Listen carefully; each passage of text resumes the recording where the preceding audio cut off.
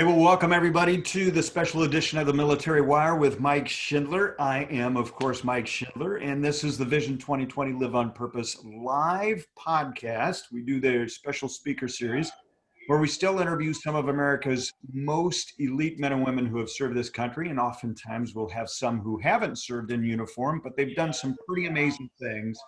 And the reason we have them on the show is so that people can learn from their overcoming. And so I'm excited about today's topic.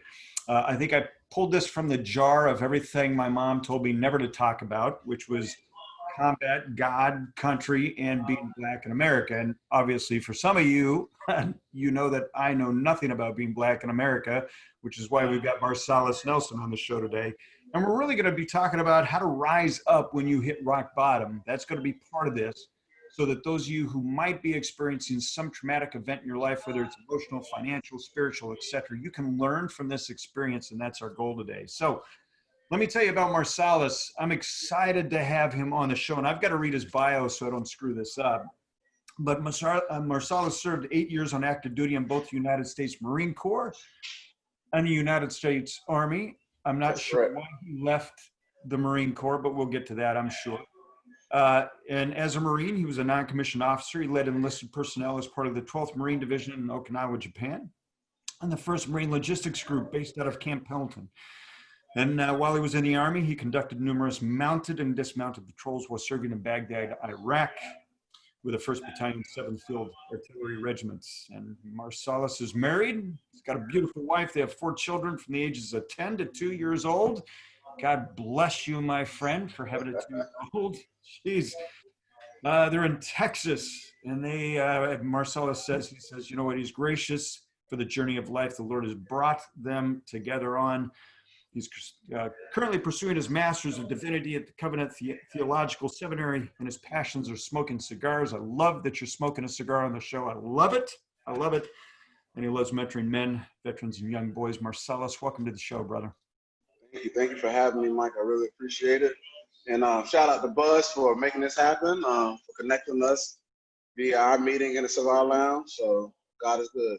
Yeah, no, I'm loving this. Well, you know, I picked this topic, combat, God, country, and being Black in America, because I think these are topics that everybody kind of talks about behind closed doors. And sometimes in order for us to learn and grow, we got to talk about these topics out in the open. And I know that you and I have had conversations, and I just want to say that while we've never hugged on each other or shaken each other's hand in person yet, and I believe that that's a yet, I think you're the right person for this. So before we dive into these 4 topics, Marselis, I'm going to encourage our audience, because I want to get them involved. I want you guys to know that you can ask questions. So if you have questions that you want to ask, put them in the chat box. We'll get to those. Hopefully we'll get to those here in the next 30 minutes. That's our goal, is to wrap this up in 30 minutes. But I want our live audience to kind of ponder this for a little bit. Is to think about this question: are we living truly in a racially divided America? I think we're seeing a lot on the news right now. I know my military experience, I served with all walks of life, all colors, all religious backgrounds. And I never felt divided in the service. But again, that could be because of the color of my skin. I'm probably not the best person to talk about that. And that's why we've got Marselis on this show. But if you do think that we're living in a divided America, I want you to kind of think about, how do we solve it? And that'll be something that Marselis and I kind of tackle together, is we might even open that up for a little bit of Q&A back and forth on that question. So the goal in that chat box is to be nice, be civil. That's the goal. Okay? This podcast is committed to helping everybody grow and think critically. So with that, Marselis, your story is so compelling. I can't believe you left the Marine Corps to go to the Army. Or maybe it was the other way around. But why don't you share with our audience about your struggle, but certainly your military experience and where you went from there. So I graduated high school out of Monroe, Louisiana. Home of Duck Dynasty, for people who always ask, that sounds familiar. They say, that sounds familiar. Where is that? So I tell them, Home of Duck Dynasty, and then automatically clicks to them. I graduated in 2005, and 5 days after graduation, I was on those yellow footsteps in Parris Island, South Carolina. Joining the ranks, or, earning my way through joining the ranks of being in the United States Marine Corps.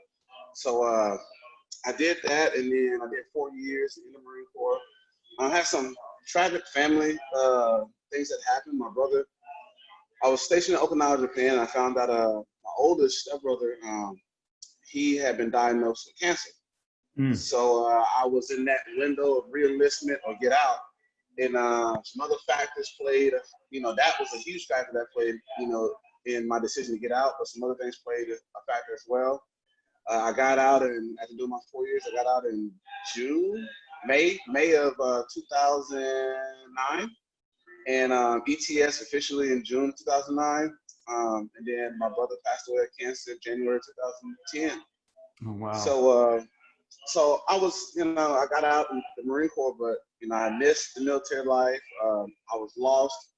I went to the Marine Corps because I was running away from, childhood issues, childhood trauma. And then I found myself in the Marines, got out, found myself in more trauma, I guess you could say. Yeah. But, this time it was, just family related. And it was just one of those things, Mike, where when you're used to running away from things, that's what you do. Yeah. And so instead of facing, my struggles head on, I ran to the Army. I enlisted in the United States Army in April of 2010.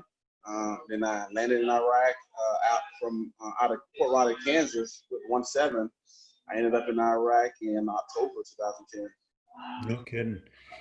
There's something that you said that's so compelling to me, because this is a theme for almost anybody that has ever served this country. Is when we get out, oftentimes we feel lost, right? Because our mission, our purpose, our identity has all been assigned to us, and so we gravitate to it, and then we get out, and and I think you're right. Oftentimes we run and we look for something else to fill that hole in our soul, which is what you were talking about, joining the Army. Talk to us a little bit about your experience over there in Iraq. What happened in Iraq? Anything life-changing that could have transformed your personality or who you are? Yeah, so there are some people who go to Kuwait, which is not a deployment. That's a shameless plug.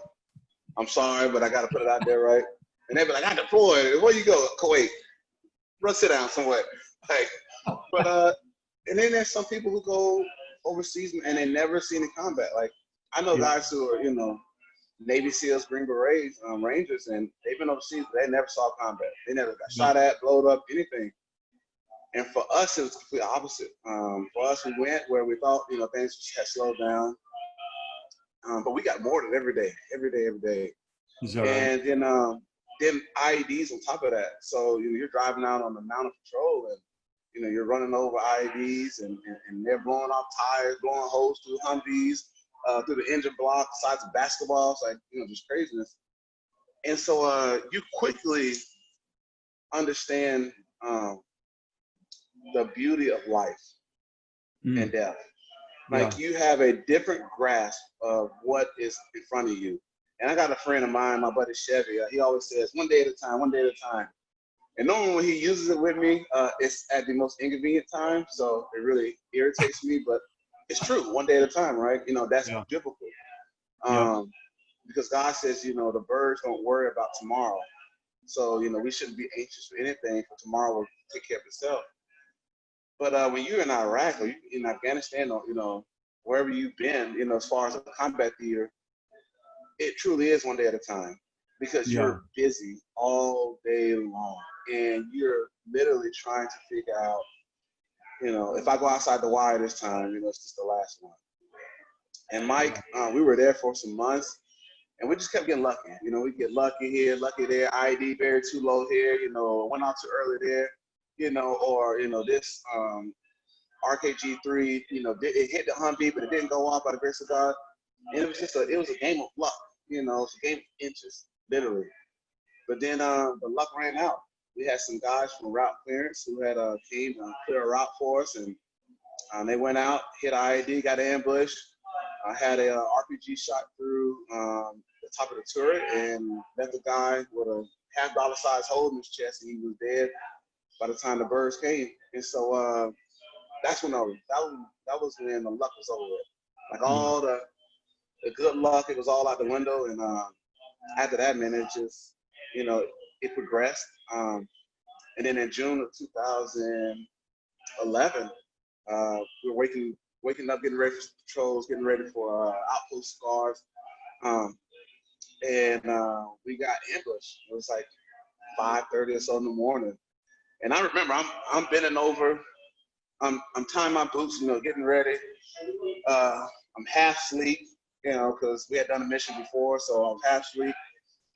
And literally, I get my second boot on. I don't even get it tied, and just the entire room just rocked. I'm in my shoe, so the shoes like two people live in one shoe.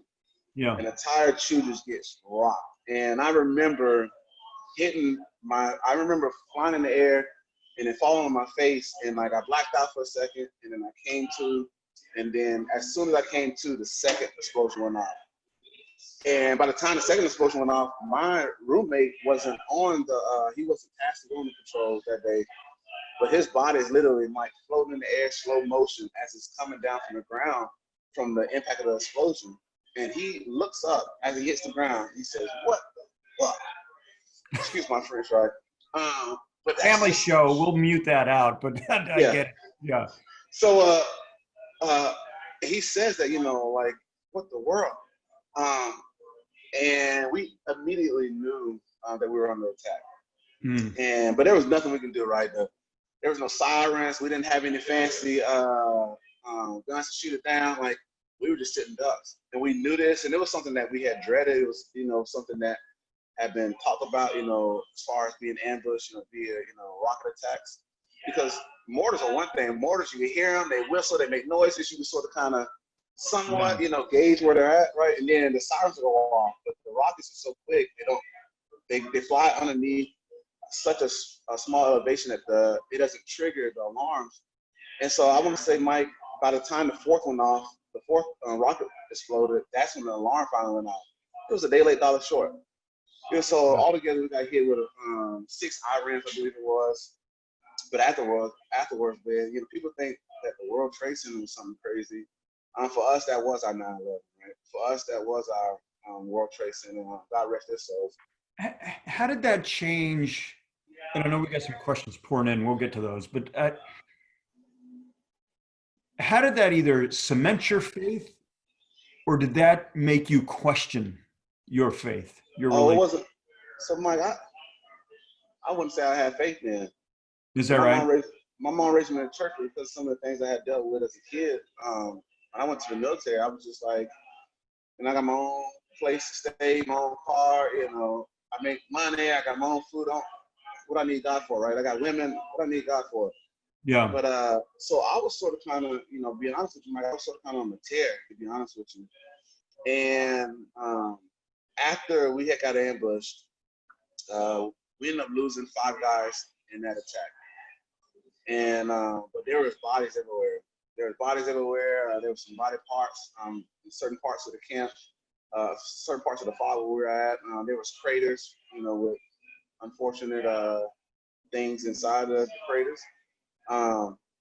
And there were men who were burnt up. One of my best friends, Marselis Nelson, he was burnt up 91% of his body, over 91% of his body. And there was grown men screaming. There's some things I won't speak about out of respect for the widows, but it went more in the depth than just that. But ultimately, there's 5 people, soldiers dead in one day. And then my buddy Centron, he passes away 10 days later from his wounds. And so it's one of those things where it just gets real. And for me, I was pissed at God because, here my buddy, Centron had, multiple kids, multiple children, he had a wife. And so some of these guys, they never got to meet their kids, right?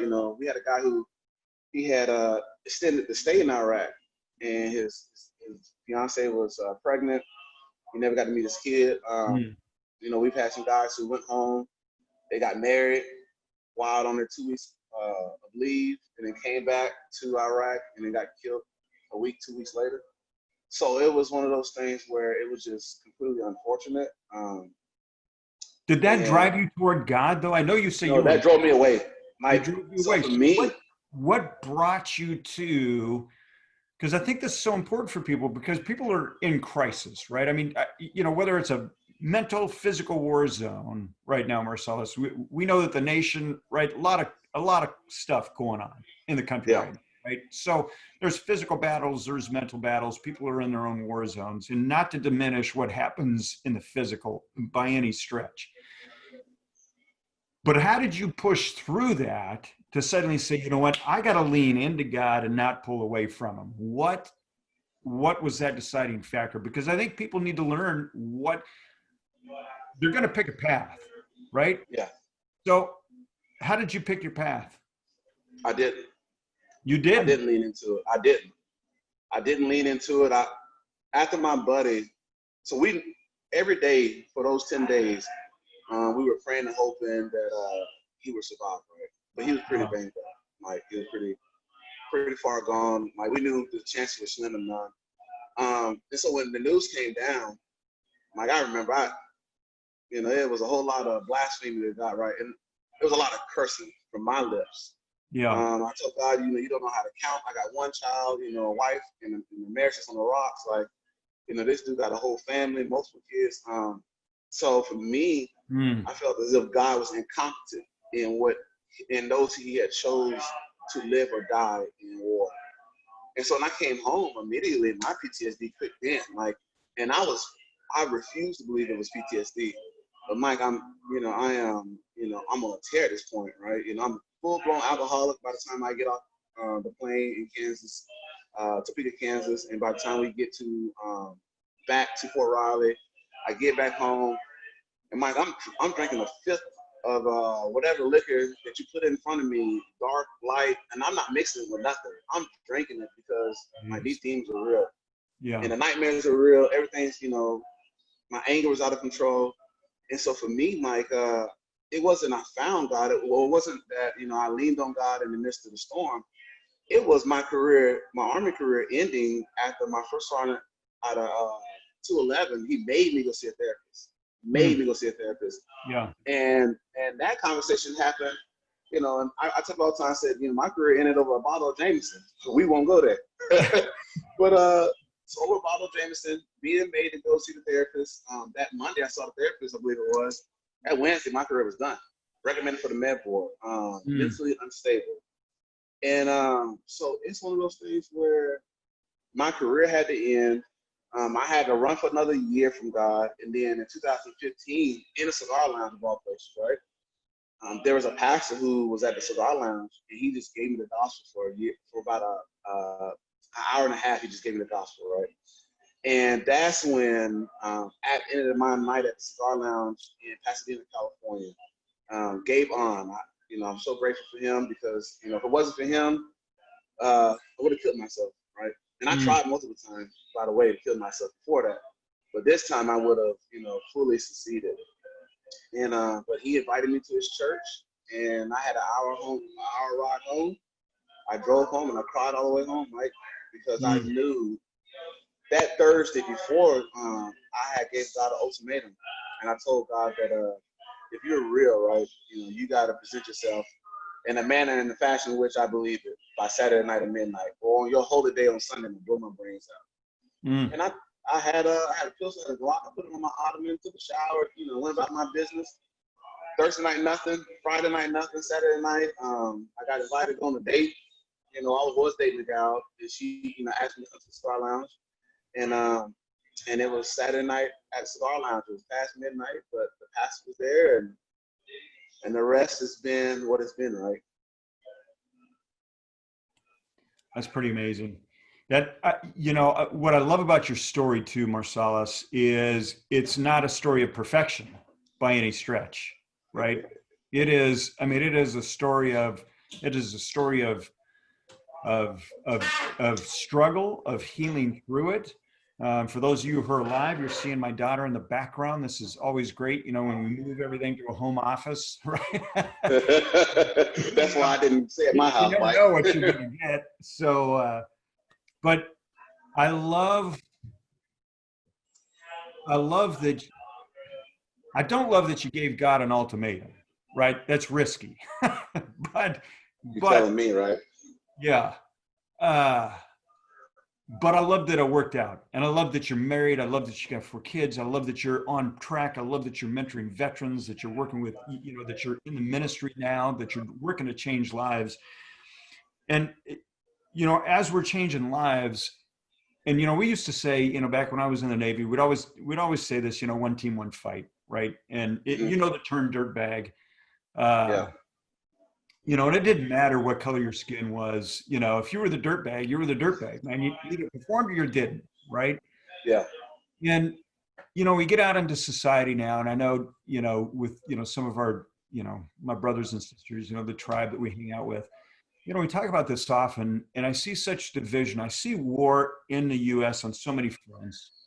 I'm going to say spiritual. I'm also going to say, you know, political, and now, you know, race. And I don't know. For me, it's really hard because, you know, I don't, Marsalis. I'm just being straight up with you. I've never had to really worry, to be honest with you. It's not because I've had an easy life, right? I mean, I've had my own struggles, and people know about those, but I've never had to worry about somebody judging me for the color of my skin. And unless I was in the Bronx, right? And Mm. then I kind of experienced that. And that was kind of a freak show moment for me because I was like shocked, like what the heck. So, but are we today, like, how do we, because you see it and it's going on. I want to get your perspective on this. How do we heal this nation now? If we truly are one team, one fight for one vision, what do you see from your perspective as a way that we can unite as a country to make this country even better? Like, how do we bring it back under God? Well, I, it starts with the love piece, Mike. Christ in the New Testament, you know, before he left for the last time, before he comes back again, Christ gave, you know, two very simple commands, you know, love and make disciples, go forth to the nations and make disciples. Yeah. And the piece with the military is, you know, people ask me, you know, is there racism in the military? Yes, there's racism everywhere you go, right? And the Yep. military is just, the thing with the military is, you know, I spent 8 years in the military and I only had one incidence of, you know, racism, blatant racism. However, the thing that makes us so different in the military is everybody dignifies everybody's background and culture and where they come from. Yeah. And it's not that they don't see color, we don't see color. We do see the color and we do embrace it. But at the end of the day, right, you know, you're in the Marine Corps, everybody's green. Yep. And, you know, when you're in the Army, you know, everybody is a soldier unless you're a turd. And if you're a turd, you're just a turd, right? but, and that's the thing, like, our society today in America needs to understand the concept of agreeing to disagree. Yeah. There are so many people I disagree with in the military, but yet I had much love. And if I didn't have love for them, I still have respect for them because of who they are and their position and their title, right? Yeah. And so we have, as a country, never dignified one another from the beginning. America was founded how it was founded, right? You know, America was founded with blacks in shackles. The Revolutionary War, blacks fought in every war in America, Yeah. but yet weren't given these same benefits and the same equal treatment. So when we know what is beyond the history books, but what is American history, we have to understand that in order for us to start truly changing, it starts now. Like it has been changing, and I'm a strong belief that America is the best place for blacks worldwide to thrive, you know, economically and socially. However, the social piece is what's lacking. The social piece is why everything is in the uproar right now. I wouldn't even, people ask, you know, are the times we living in more like a race war? It's a lack of love, Mike. Like it is a lack of, Yeah. it's a lack of people being unwilling to step out of their little bubbles and their little circles and to either one, bring in people who don't look like them, who culture isn't theirs, to be a part of their circle, or stepping out, reevaluating their friends and those who are in their circles and seeing where they stand in the mirror, right? You know, where is their prejudice? Where is their biasness? Are they racist? I had a conversation with a guy, he was in the military, and he was a racist, and he admits it, right? And I posted his video, but then he also admits that he changed, and the Yeah. Lord changed his ways and changed his heart, and now been outspoken about that, right? Because now his best friend and his kid's godfather is a black man. Yeah. And sometimes, Mike, it takes that intentional relationship for you to change your lens and to change your Yeah. ways. And for me, I've been blessed that, my best friends are white cops. My best friends are white cowboys. They're black workers. They're black business owners. And so I've had a diverse, right? One of my best friends, he's Native American and Hispanic. And he was in the military together. Like, so I've had a diverse group of close-knit friends that I've gotten to see life through a different lens. And I've gotten to have a different appreciation for police officers who aren't crooked, right? Because Yeah. we live in a cancel culture, and everybody wants to cancel everything, right? They want to cancel all the cops. And I'm like, no, you can't cancel all the cops. The system and the policing system is broken. It has been broken since its inception of slave patrols. Yes, it's been broken. The system was never meant for minorities, and that's true. However, I know cops right now, black, white, Cuban, Asian, whatever, who are good cops, who aren't racist, who love the people in the community that they serve, but yet we vilify and demonize them because we live in a cancel culture. Well, Just we're like blacks, seeing, not right? every black is a thug and a hoodlum, but they see one, right, and they figure that we're all the same way, and Yeah. that's just not how it is, Mike. Yeah. No, I'm right there with you. I think if we approached it, conversation, I posted something that I said, I'm sad that we're divided because of our differences instead of having discussions, right? Like, Yeah. we could have differences, and it doesn't mean we have to hate each other because of those differences. It just means, man, we think differently on this topic. I still have you at my house. We still, break bread together, and we still have discussion. And I think that's lacking in America. And I love what you said about, we need to see through the lens of love. And I know some people, Marselis, will probably give you a hard time on that. Like, seriously, really, Yeah. you got to love, when all this other stuff is going on. But I think you're right, because you're seeing it through some lens. Whatever lens you're seeing it through is going to shape your perspective of the situation, right? Yeah, And I think, to definitely. your point, if it's through love, if you and I view each other through a lens of love, then we have the motive to understand each other, right? Yes. And I think Yes. that's the point you're getting to. There's some questions filing in here, and I know I told people we'd keep this to 30 minutes, and we might go a little bit late, but Sandra wrote in, she said, what an amazing journey. What are your top 2 changes you've experienced that you will carry forward for yourself and helping others? My top 2. Oh man. Uh, so love being, for me, staying grounded in my faith. Yeah. So staying grounded in my faith is the biggest thing, because the moment in which I walk away from my faith and I try to do it and I try to be me, and I try to control every situation or situations in general, it doesn't work for me.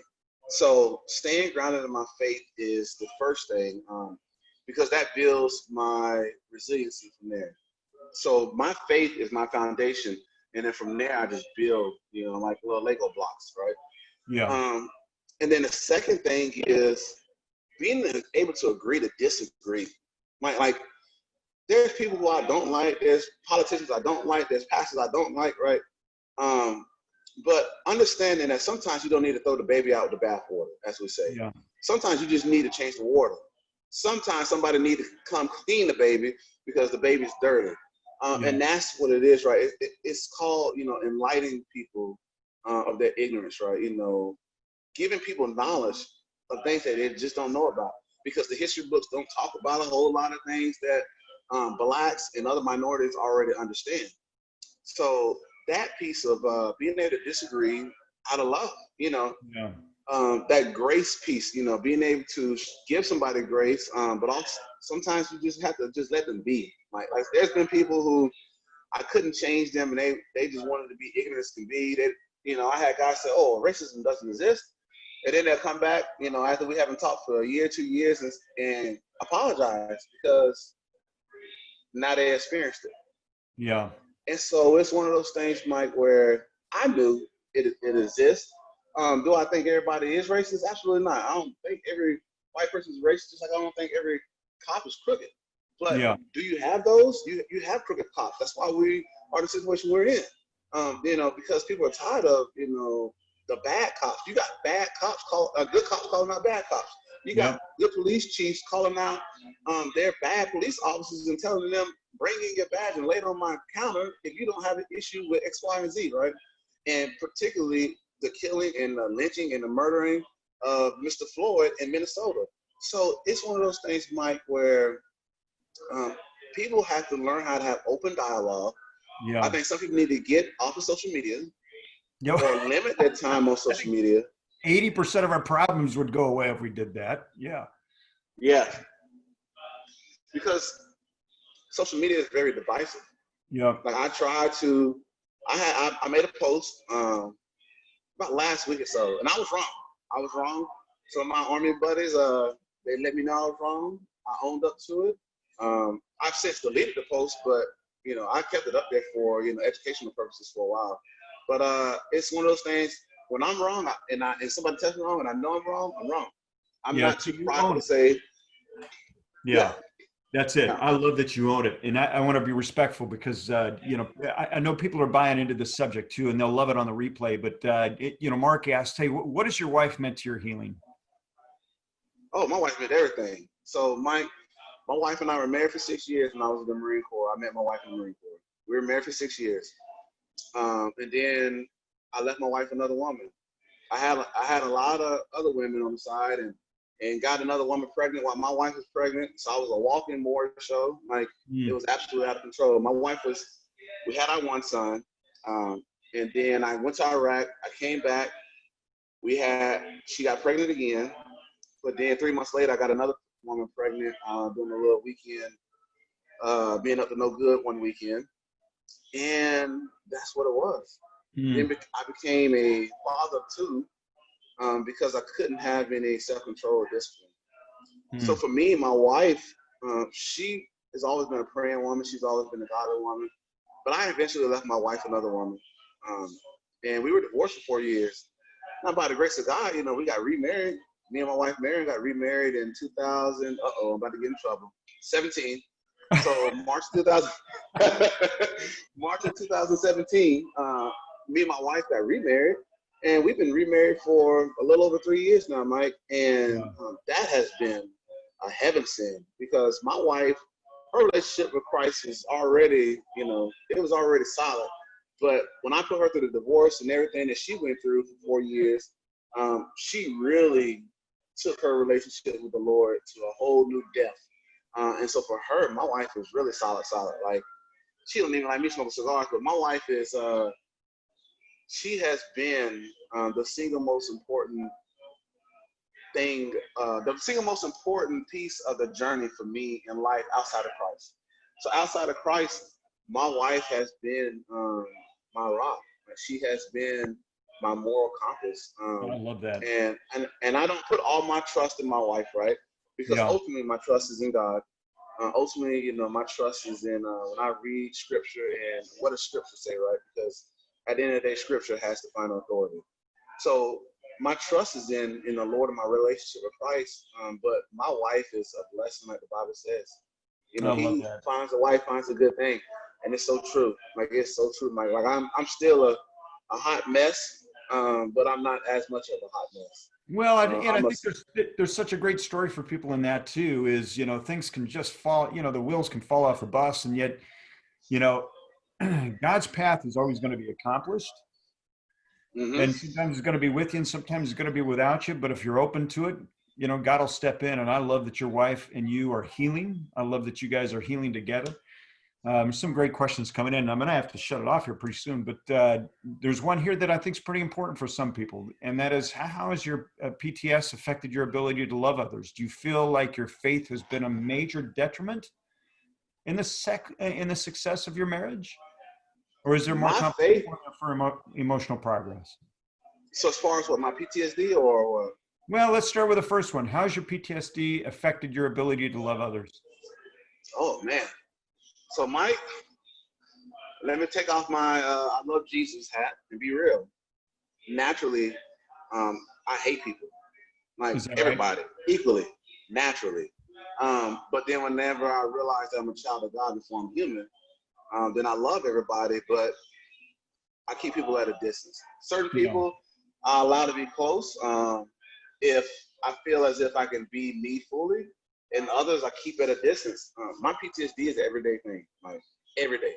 Mm. Uh, the Lord took alcohol and being an alcoholic from me, but he did not take the PTSD, because that is, like David says, my sin is ever before me.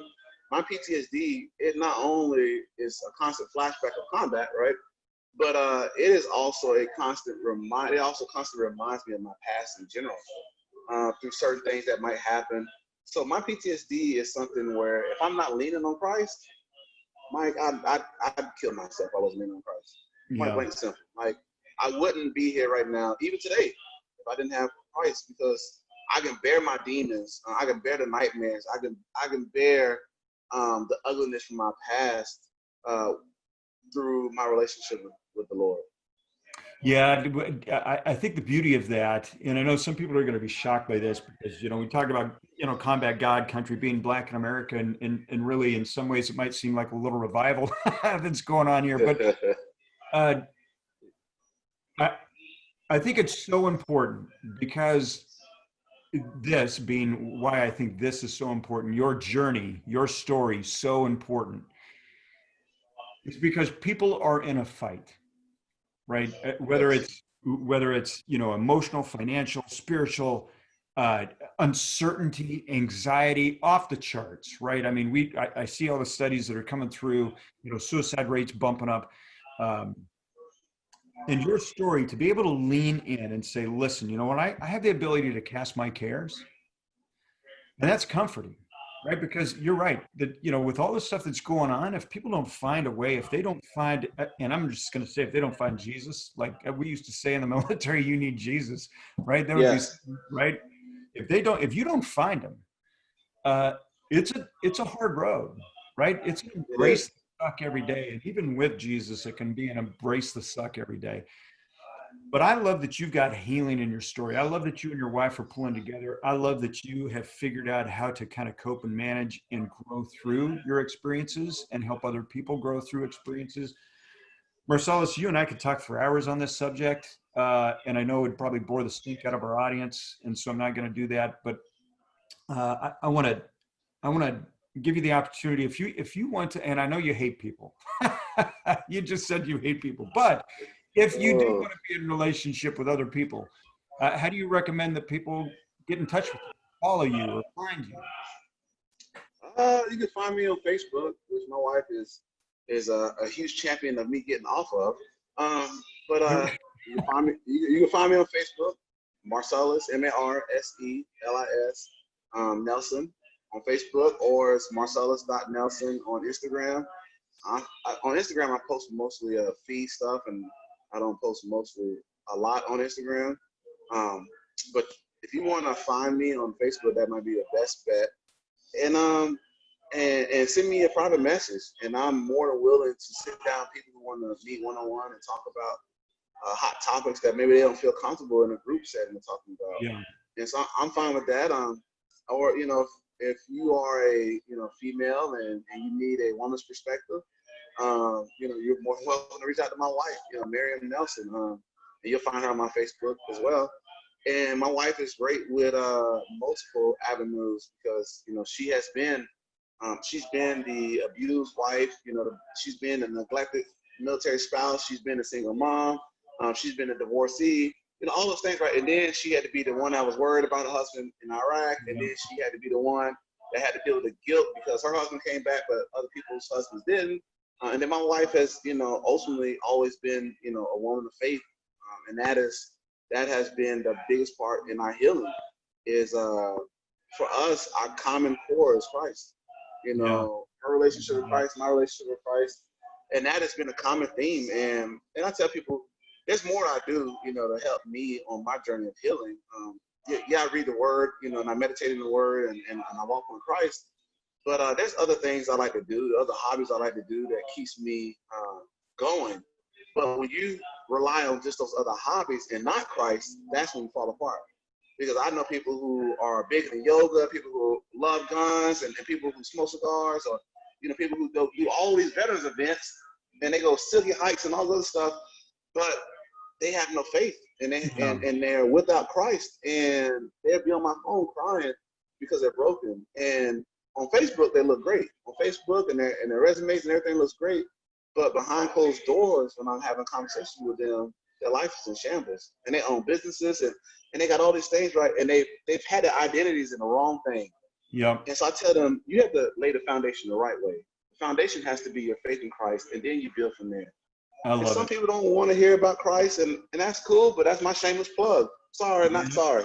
I love it. I love it. I think it's great. You know what? That's your story. I think for those who are interested in really diving deep in that, Marselis, thank you for opening up yourself to people reaching out to you. I think that's amazing. There's a lot here. There's a lot for people to unpack. I encourage people to watch this a couple times because there's a lot in here. There's a lot about just healing, but there's a lot about how you really overcome struggle, how you work through difficult moments. And Marselis, I just got to say thank you for that. Thank you for sharing your story, for being vulnerable to some degree. I know it's never easy to kind of throw it all out there, and you did, and I appreciate that. And I just got to say that people, if they want to learn more, they can always go to vision2020today.com. You can hear other great stories of people who are overcoming. If you want to get into a journey and just with other people that are working to help people progress, that's where you guys check out CAV, Competitive Advantages for Veterans on Facebook. It's a great group of just people leaning in and helping other people progress, whether it's financially or spiritually or emotionally or employment-wise, which is a big deal today, I think. So, Marselis, I gotta say thank you, brother. Thank you for being so honest. Thanks for coming on the show. I love that you're smoking cigars. I see that people are like, hey, holy smokes moment. We could probably do that too, but I'm down with that. We gotta get with Cade, but we'll make it happen. Thank you for being on the show, my friend. Thank you for having me, Mike. I really appreciate it. Buzz, thank you again for making it happen. Mark, thank you for being one of my mentors. It really helped me through some things. Chevy, Justin, my mother who's here. So thank you to my mom, Cynthia. Without my mother giving me the foundation to begin with in Christ, I would have never had a way to find my way back when I was in the dark. Well, hopefully I met your mother's approval, because we talked about everything that my mom told me never to talk about. So she'll let me know here in a bit, Mike. Don't worry. I'll let you know. Very good. All right, everybody. Thank you for being on the show.